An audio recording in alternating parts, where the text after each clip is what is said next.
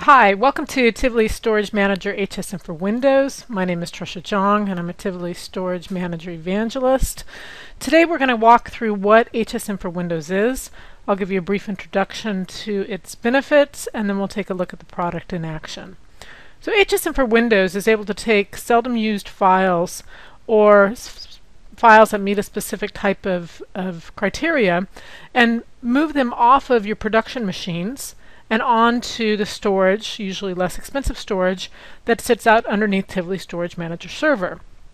And when it does this migration, in place of the original file, it leaves a small stub file. You've achieved the ability to now store much more data on your production systems without expanding your disks, and be able to keep the inactive data over on your Tivoli Storage Manager server. And then if a user does need one of those files that have been migrated, once they click on that file or an application goes to open that file, it's automatically recalled from the Tivoli Storage Manager server back to its original location. So not only are we able to use your existing storage assets more efficiently, we're able to reduce the backup time that occurs on your production machines over here, and if you were to have a disaster on that production machine, you'd have less data to restore as well. So what we're going to go ahead and do now is take a look at HSM for Windows. So on this Windows machine we have Tivoli Storage Manager 6.4 client as well as HSM for Windows 6.4.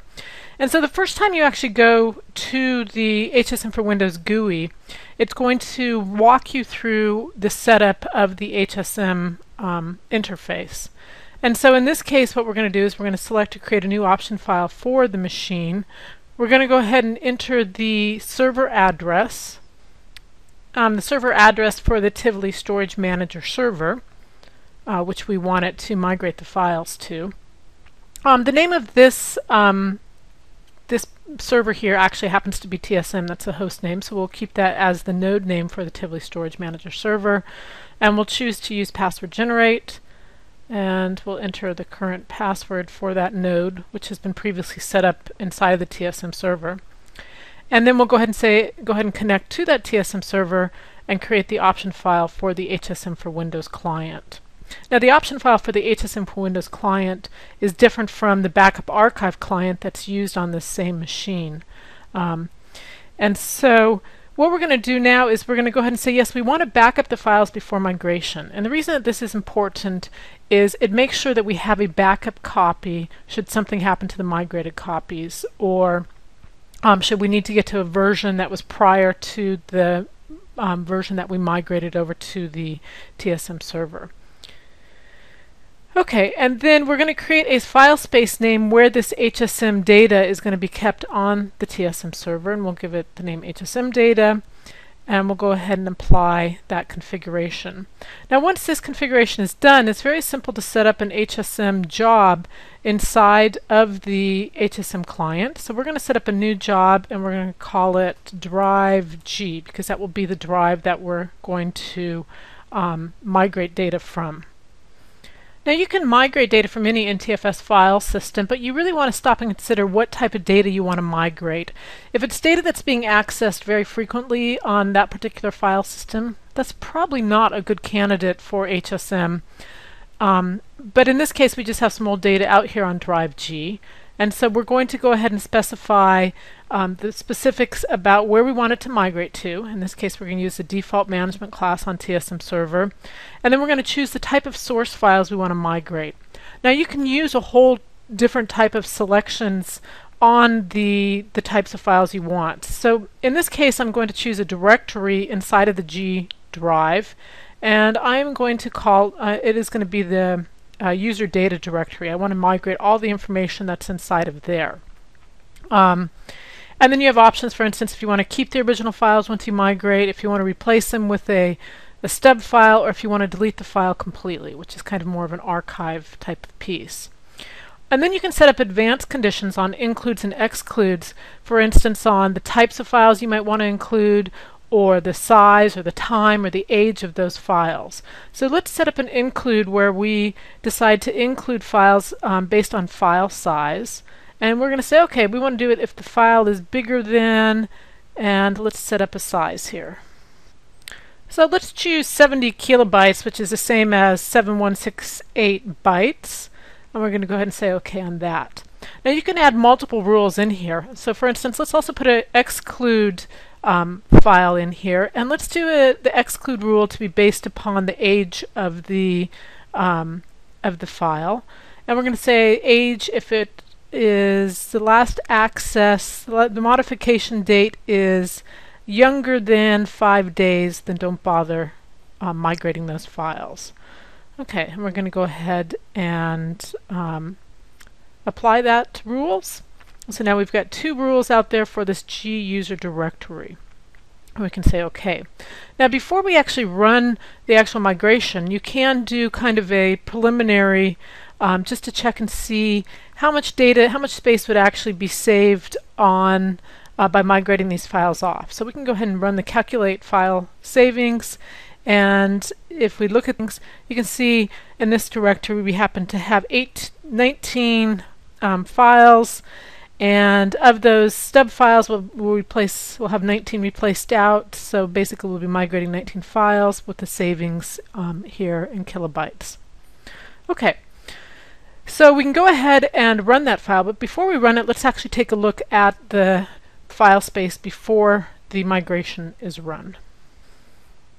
So if we look at the file system that we set up to migrate and the directory underneath that, you'll see that these files down here, everywhere from the soft shoe down below, those are bigger than that 71 kilobyte limit that we set up. So those would be candidates for migration. But remember, we also set up a date modified exclude file, and we said if it's younger than 5 days since the last modification, do not include that file. So in that case, this one file, soft shoe, even though it was included for the size, would be excluded because it does not meet the date modified. Okay, and if you look at just take a look at the icons right now, because we're going to come back and look at those again after we run the migration. So let's go back to the HSM wizard and manually kick off a job, a migration job, and it says, well, do you really want to migrate? And we go ahead and kick it off. Notice that the backup, remember we chose to back up the files before they're migrated, and since I haven't run a backup on this directory before, that's the first thing that'll happen, is it will back up the files. Once the backup is complete, then we'll go ahead and kick off the migration.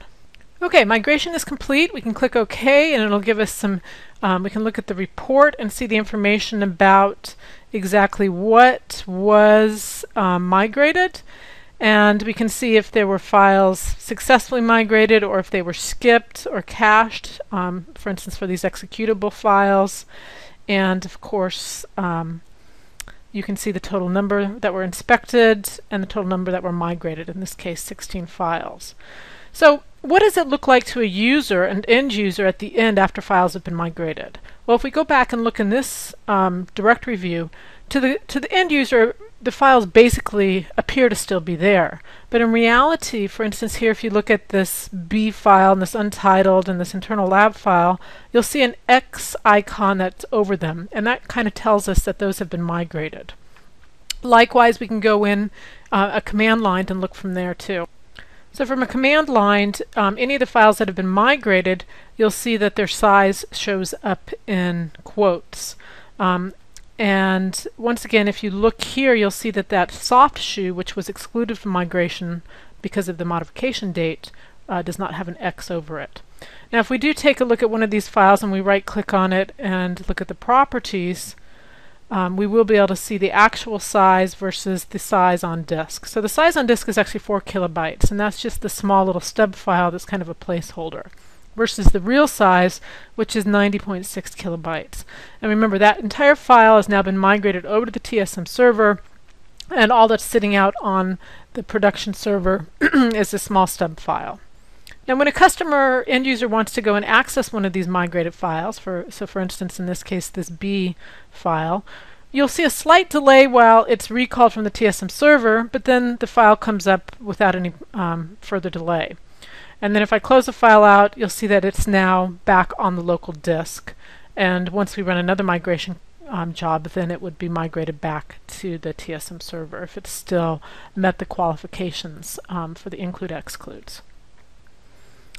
Another way you can do retrieves from the files is to simply go into the HSM GUI and go on Search and Retrieve, and then you can specify particulars about, for instance, either the volumes or the paths, what you want to recall. So in this case, let's recall all files that end in XLS.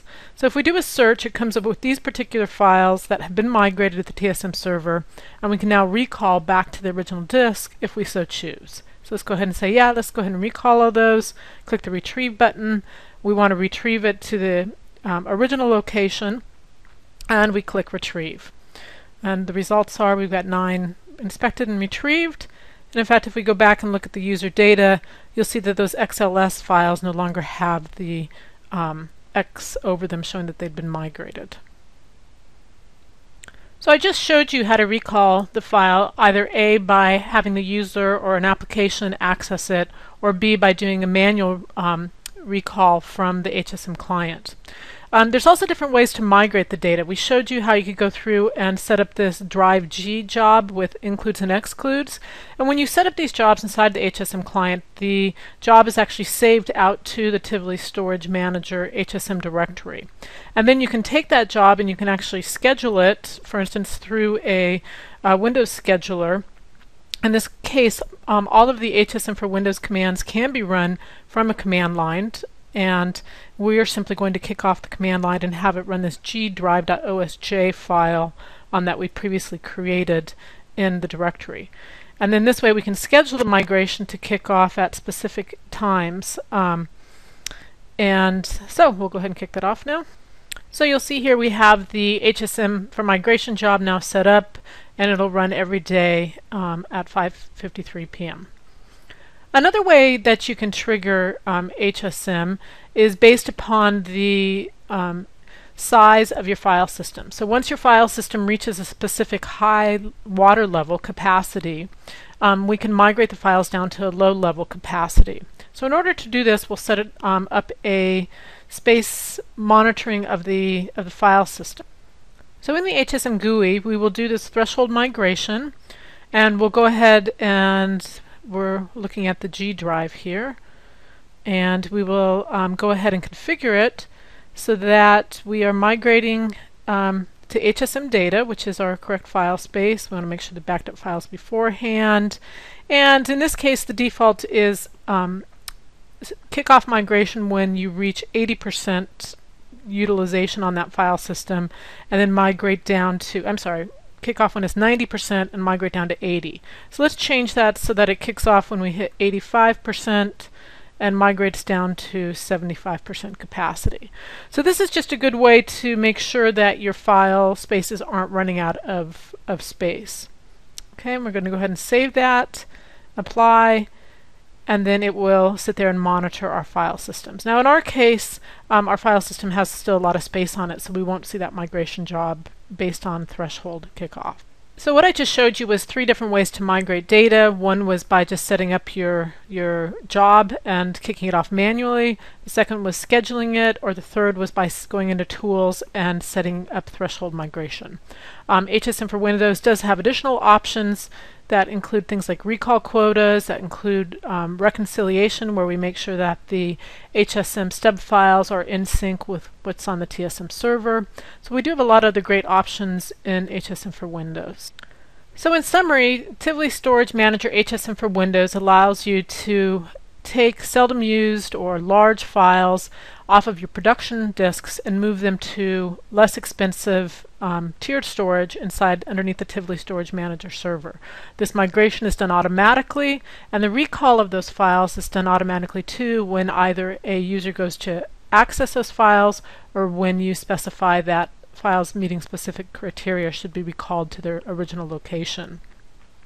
HSM for Windows has a benefit of reducing the amount of expensive production disk you're using. It makes your backups faster because you have less data to back up, and if you had to do a disaster recovery, it would also enhance and expedite your disaster recovery because you wouldn't have to bring back all of the original data. You would just bring back the stub files, which are a lot smaller. And we also have a product that works on the Linux and AIX platforms to do a similar type of space management. Thank you.